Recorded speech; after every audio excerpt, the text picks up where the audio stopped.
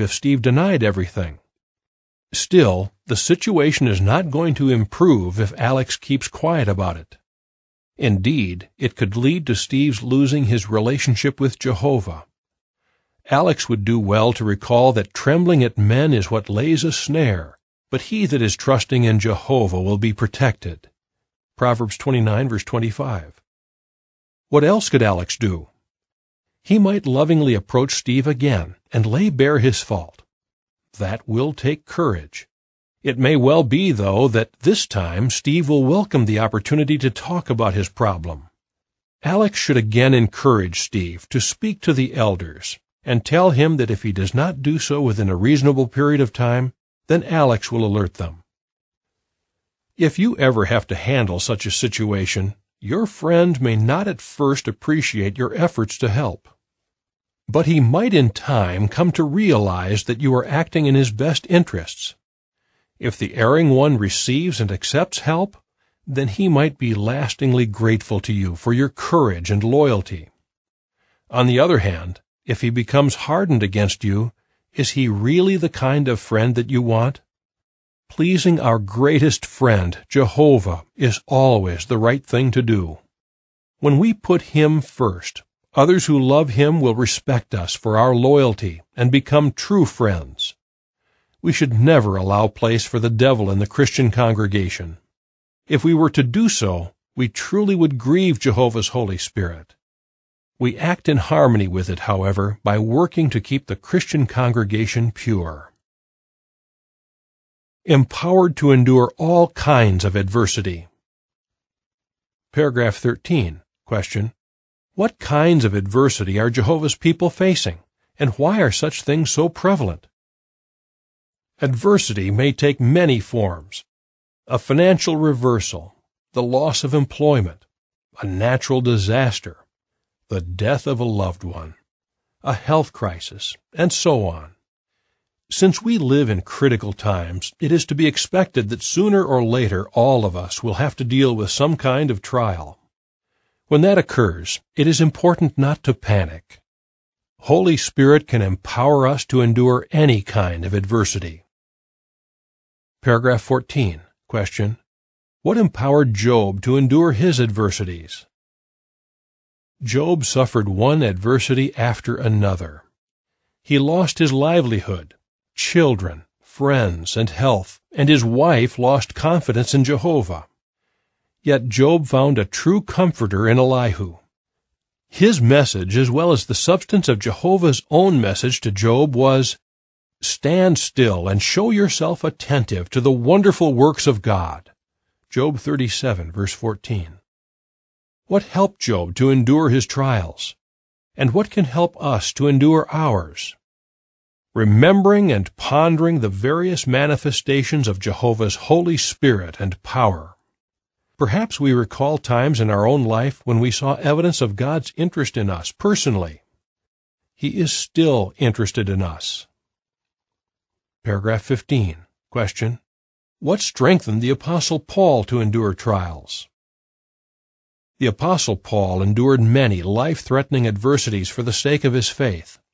How did he maintain balance and emotional stability under those trying circumstances? By prayerful reliance on Jehovah. During the time of testing that apparently culminated in his martyrdom, Paul wrote, "The Lord stood near me and infused power into me, that through me the preaching might be fully accomplished and all the nations might hear it, and I was delivered from the lion's mouth." 2 Timothy 4, verse 17. Therefore, from personal experience, Paul could assure fellow believers that there was no need to be anxious over anything. Philippians 4, verses 6 and 7 read, "Do not be anxious over anything, but in everything, by prayer and supplication, along with thanksgiving, let your petitions be made known to God.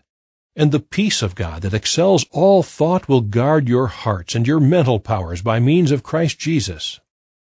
Verse 13 reads, "For all things I have the strength by virtue of him who imparts power to me." Paragraphs 16 and 17. Give an example of how Jehovah is empowering his people to face adversities today.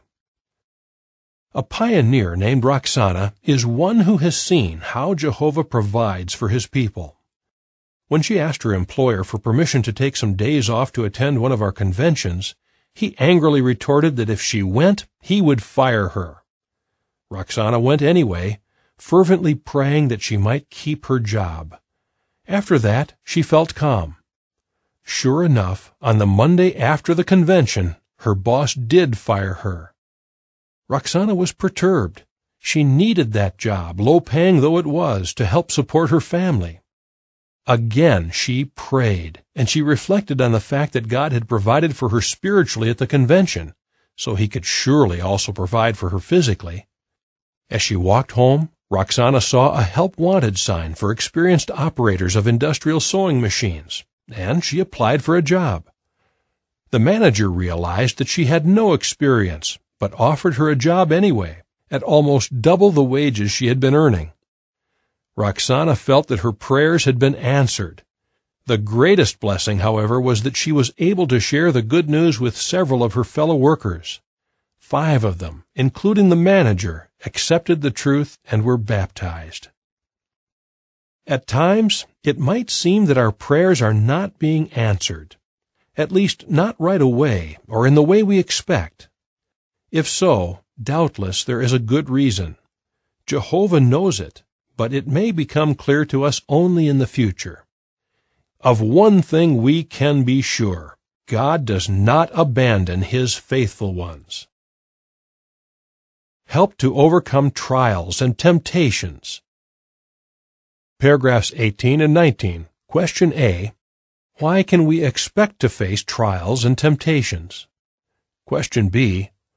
How can you face trials successfully? Jehovah's people are not surprised to meet up with temptation, discouragement, persecution, and peer pressure. The world is basically hostile toward us. Yet Holy Spirit can make us equal to any challenge we might face in our service to God. Jehovah will not let us be tempted beyond what we can bear. He will by no means ever leave or forsake us. Obedience to His inspired word protects and fortifies us.